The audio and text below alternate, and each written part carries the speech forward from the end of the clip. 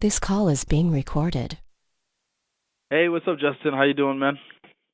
I'm good, Pat. How you been? Good, good. I'm good. Justin and I used to work together with this company called Almacan Entertainment. We would, produce shows in the city, along with Kazi Ali and a few other guys. Always got to shout out Kyle Kingsley as well.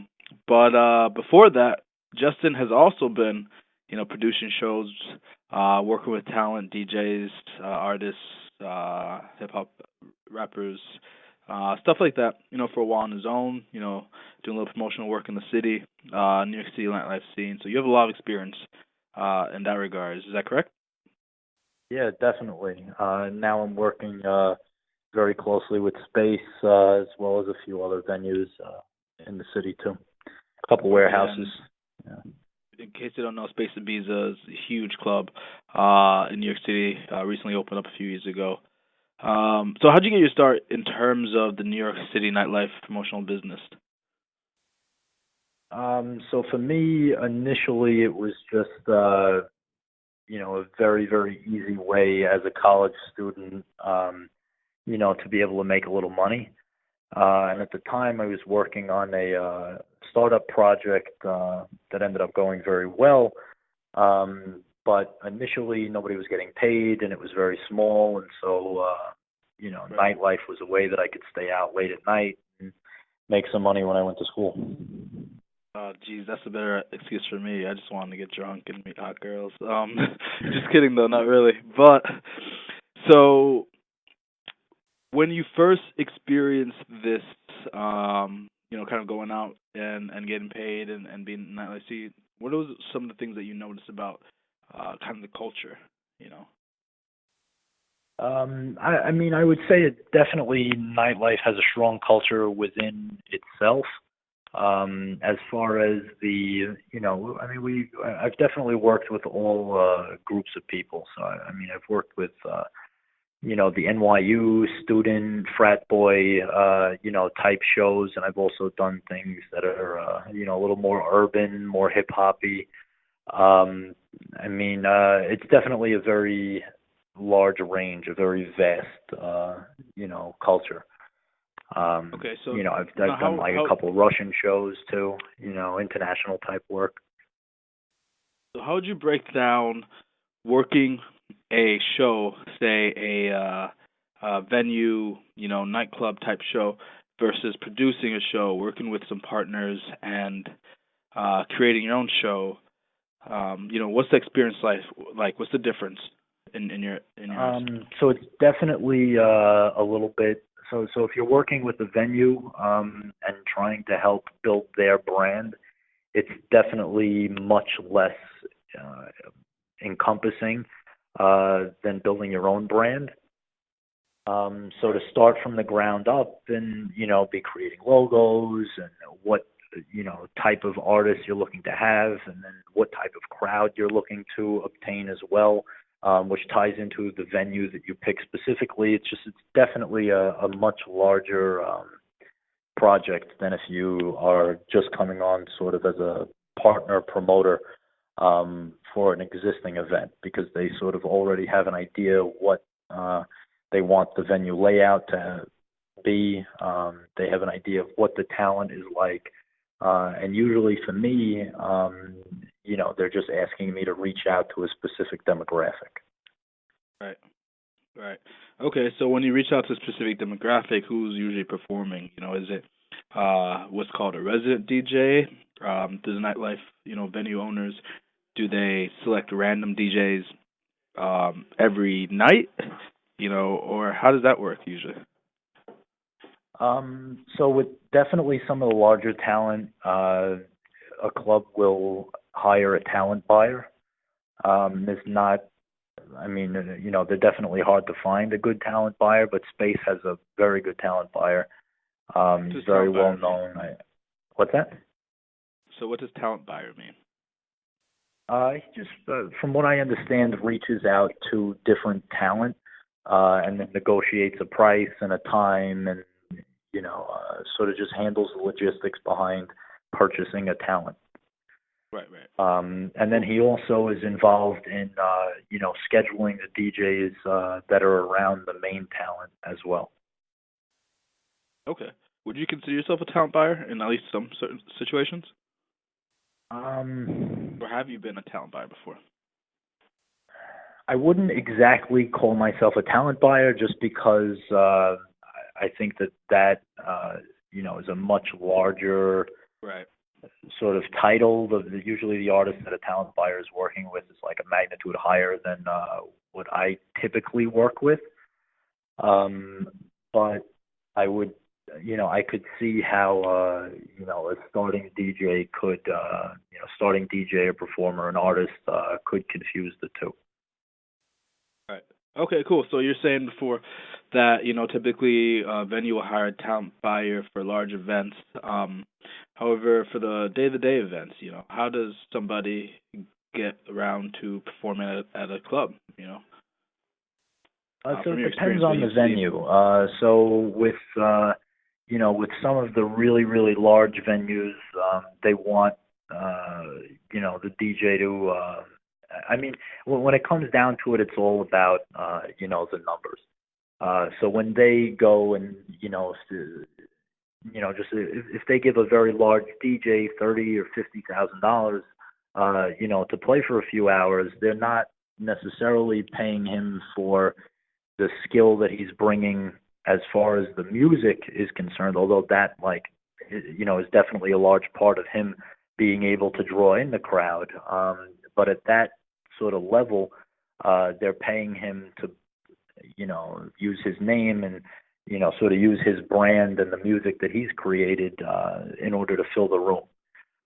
So when it comes to working with a smaller DJ in a smaller room, they'll either just, sort of pay them a very small flat. If there's something like usually open format DJs, they'll pay like a pretty decent flat, depending on the club. But if it's an artist who's just trying to get his name out there, then typically they want the DJ to, be able to provide for the club in some way, whether that be in the form of, people showing up or bottle clients or whatever. Okay, so that's a pretty big deal right now in terms of the independent DJ industry. A lot of people say, "Oh, why do I have to pay to perform?" And I want you to clear that up a bit because, from my perspective, you're not really paying. You're getting the opportunity to perform, and you haven't proven yourself yet. And so one way you can prove yourself is by being a PR tool because, like you mentioned earlier, the larger artists are simply that too. They're just PR tools. They're marketing tools. So how do you kind of justify that, in your own perspective? And what are some of the biggest gripes or concerns you've heard about that? Or are there none? Are people generally pretty willing to invite their friends out and ask them to buy tickets? So there's like sort of a two-sided thing. So I am not, musically inclined. It's not a talent that I think I have. But I can push large numbers of tickets. And a lot of times, those two things don't mean the same thing. So if I have if I'm a kid with a, at this point, like sort of everybody can become a DJ pretty quick and easily. But it really takes like somebody who's truly talented to, succeed in the industry. And a lot of times the success, in terms of being able to push or sell tickets or bring bottle clients out is not the same as what they are musically capable of doing. So there is a little bit of difficulty there. I'm one that tends to believe that if a DJ is coming, to a venue that, and he's providing a service, that the establishment should be paying the DJ, except, because all of these guys are trying to make it really big and, they're looking for all this large amount of exposure, that thought process combined with, the tools being readily available online to become a sort of amateur DJ, it's very difficult to weed those people out. And the way that they weed them out a lot of the time is by having them do, some sort of, like to really, really hard sell the tickets.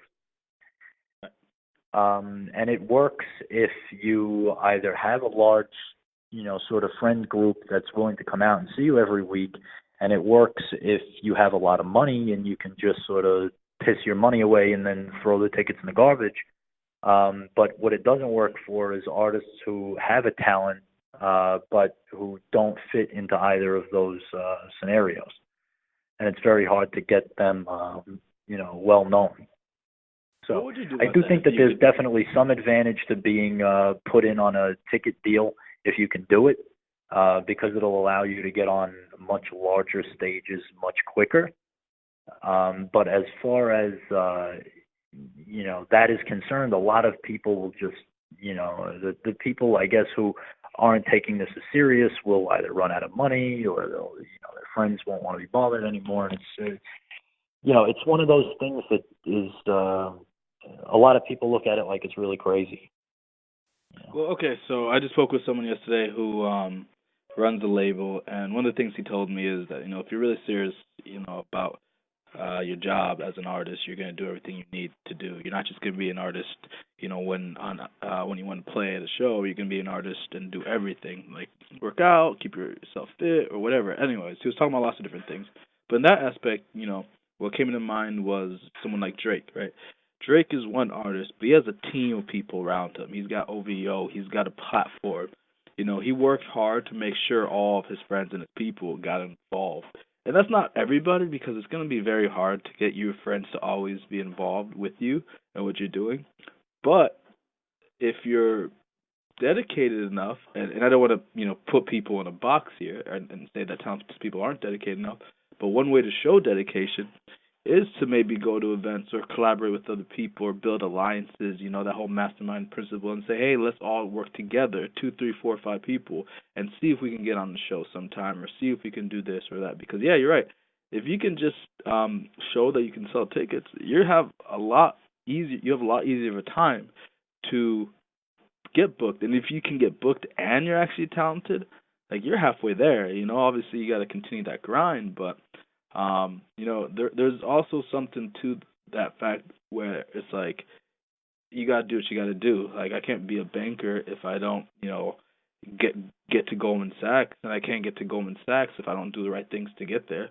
So I can't just expect to wake up one day and be making $1 million investments in private companies without doing what leads up to that. And I think that's a fatal flaw that a lot of people make. That I made myself in lots of categories. But that's interesting. So I kind of want to talk to you about putting on your own show. When you're putting on a show, what is your thought process? Or when you work with people who've thrown a show, what's your thought process? For me, it's something. Yeah, no, for me, it's something that, at this point, I've been in nightlife for long enough, so that I know just about every aspect of how a show is run. And so most of the shows that I'm involved in go fairly well. We, decide what venue is right for the time. Based on how many people we think we can bring and whether we have a brand coming in to help us or a talent that's coming in, or if we're doing a show completely by ourselves. I could book like a very small venue that can only hold like 300 or 400 people, and I won't need sort of to pull out all the stops. But if I'm going to book something that maybe holds 3,000, 4,000, 5,000 people, then that's really when, I need to have everything working very seamlessly.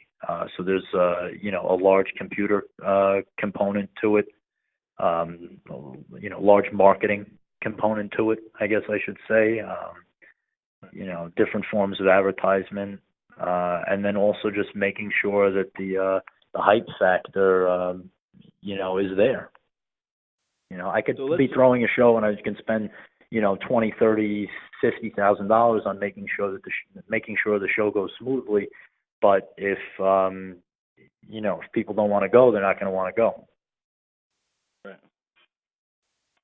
Speaking of budget, right?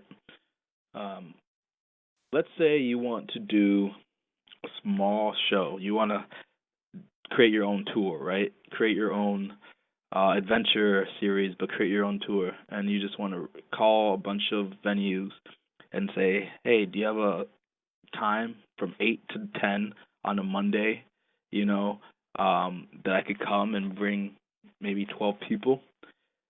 How would that go about, and is that possible? Is that possible? Not to give away any when pricing. you're talking about 12 people, what are these 12 people paying? Are they paying? What's the plan? Because I've never done an event with less than 200 people. So what I'm saying is, just full thought process. What I'm thinking is, all right, if you just want to book your own show and you know that there's a bunch of venues that are empty on Monday nights, random crazy venues, maybe out in, Bushwick or random place in the city, and you tell them, look, I just want to basically practice, right? I just want to practice Allen Iverson, opposite Allen Iverson. I just want to practice. Can I come in here and can I just perform? You don't have to pay me. I'll put this together myself, and I'll try to get a few people to show up. The very basics. What would you need to run a very small show? Like, how much should you budget? Because even if you don't have all the money in the world, you can maybe make some money and save it, right? And put something together. I would say that there are a lot of smaller artists that instead of them selling tickets for somebody else's event to play, they'll just go and host their own event, which maybe is a little bit at what you're getting at. That's exactly and typically I would better. Yeah, right. So typically, what I would say to do is one of those artists should just obtain more artists that are in their, sort of in that category, sort of on a similar level. So, if you're looking for an artist that's going to play for an hour or going to play for 2 hours, I don't know what kind of artist you're describing, but typically for a DJ sets are typically an hour long. So if you have one DJ who's going to play for an hour, they're going to bring a couple people. Most venues, even on a Monday night, they're not going to take you too seriously because how much money is 12 people bringing in?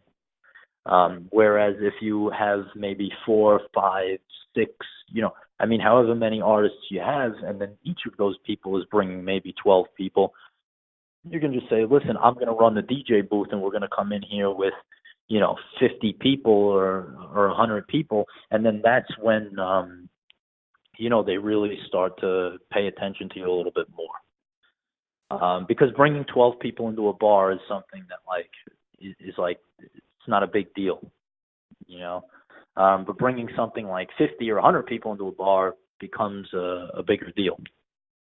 Right. So as an artist, I would reach out to other artists and just see if they're willing to sort of do something like that and work with the project. And there are other things that sort of make it really good too. So if you're if you're looking at a room where maybe the cap of the room is only 100 people or 50 people, something like that, if you have a 50-person cap room and it's really small, and you have 5 DJs that are going to be playing over the course of 5 hours, each of those DJs bring 10 of their friends, and then if they're charging those people, they can do like a door split with the venue as well, or, they can work out like some sort of an open bar deal, maybe, charge them a little extra and give them like a 2-hour open bar. And there are a lot of places that do that.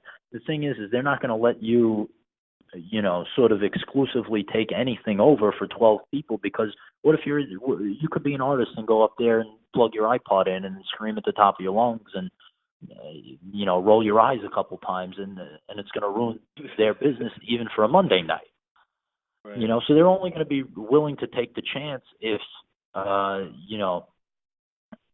you come in there seriously, and people who come seriously are, they're going to want more than 10 or 12 people. It's just too small.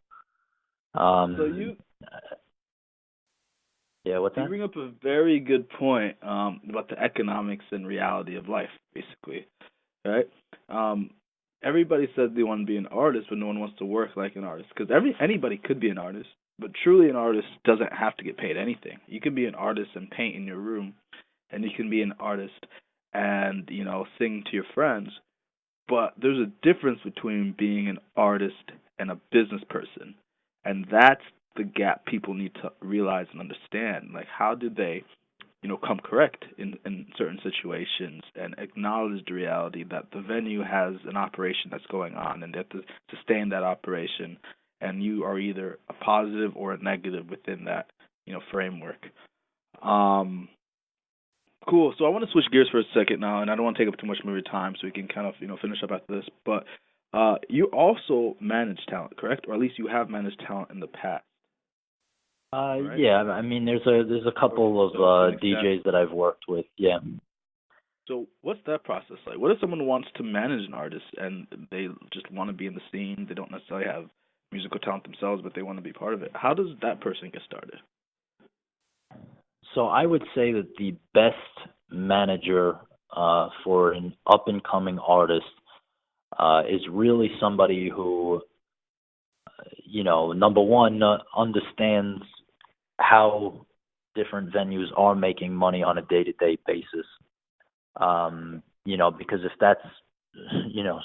the goal is to put their artist on more stages, and they don't if they don't have a good grasp of that, it's going to be very difficult for them to come up with some sort of a deal.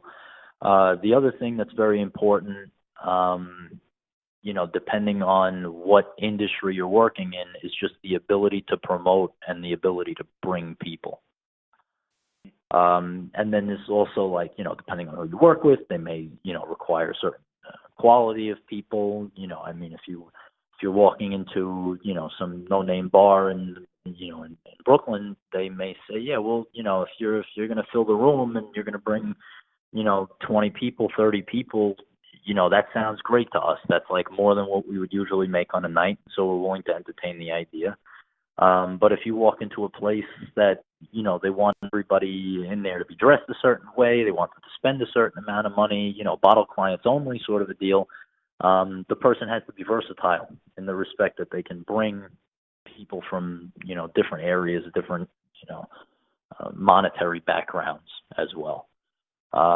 So I would say that those two are the big pieces. And then the really, really the biggest piece is they have to have a strong belief that their artist is going to succeed. Because they're really right off the bat, a manager can make money, but it's not going to be good money. And it's almost more worth it sometimes for a manager to not make any money on certain deals just to get their artist out there and then sort of, be able to capitalize on other deals and, increase the total average. I mean, I have personally I've pre-bought tickets to have artists that I knew play at events that weren't my own. And sometimes I lost money on the deal, sometimes I made money on the deal, but there's definitely like a faith factor that is involved. But that, I mean, as far as from the standpoint of somebody who's looking to get into possibly being a manager of a small artist, I mean, I can't speak for everything, but for DJs, I would say it's just a lot of hustle work, and it's not the most difficult thing in the world, even coming in with very little experience. You have to stay with it. It may take you a long time before anybody makes any money. You may never make any money in the industry working with a specific artist. Who knows? Maybe ours is just not good, unmarketable, which is a big thing with there's a lot of DJs out there now that use ghost producers. So they'll, somebody else will make all the music, and the DJ will pay for the music and have it under their own name. Say, yeah, well, I wrote this. This is my music. And I mean, the ghost producer is maybe the one who's coming up with the physical talent-driven work. But if they're not marketable as a person, then it's in their best interest to move the music out of their hands. And some of the best I would say more than half of the best DJs top DJs use ghost producers. So it gets a little convoluted, but there's a bunch of different areas to succeed. That's interesting. It goes right back to the point about musicians as being brands, and seeking financial value. So really quick about the hustle. When it comes to reaching out to venues or press, right? Maybe in your case, or maybe things that you've known or seen people do you A, walk into a venue, shake their hand, and say, "My name is Pat. I want to book my DJ"? Do you B, create a press kit and send an email? Do you C, pick up a phone and call, or all of the above, or none of the above? So for me, typically it's been, yeah, I mean, for me, typically it's been just picking up the phone and calling them. But there's always you want to be in the industry before you dive into it, sort of a deal. You have to test the water to make sure that this is something that you can do before you just start cold calling people. So like I frequent a lot of these venues. I have promoters at a lot of these parties. I have DJs at these parties. I'm always, introducing myself, how's it going? How's the show? What are the numbers looking like tonight? Whatever, small talk. But when I, am sort of looking to book the venue afterwards, they're much more, willing to work with me, so to speak. I mean, I've gotten venues for extremely, extremely cheap, near free, and then I've watched people walk in there off the street and have to pay $10,000, $15,000, $20,000 than what I paid, and that's a large factor of the bottom line. Right. And it's image is a big part of it, and just being around, being in the industry is important no matter what you go into, but it's especially important in nightlife. And last question, what's the most important piece of advice you give for anyone who wants to become an artist, who's independent right now and just starting out, or been starting out for a while and struggling a bit, or even someone who's seen for a bit, but what's the biggest piece of advice you'd give to somebody who's looking for it? I would say just reach out to as many people as possible and see exactly where you want to fit in the industry. So not all artists are going to succeed. There's only going to be like so many of the Kanye West and, there's only so many top guys in any industry. But that doesn't mean that you can't fall somewhere in the middle. And it doesn't even mean that necessarily you have to be an artist to succeed in the industry. If you're dead set on the industry, you may not be dead set on being an artist. If you're dead set on being an artist, then, you may have to make some compromises and you may have to shake more hands than you want to. And, understanding the economics is very important. So I would say that the real piece of advice is to really, really know specifically what you want and then take the shortest possible route to get there. And after you've taken that route, see where you are, and if that's where you want to be, great. But if it's not, then start to come up with a plan B. That's some great life advice, my friend. With the wisdom. Hey, Justin Kennedy, the man. Thank you, as always. Yeah, for sure. And that was a wrap.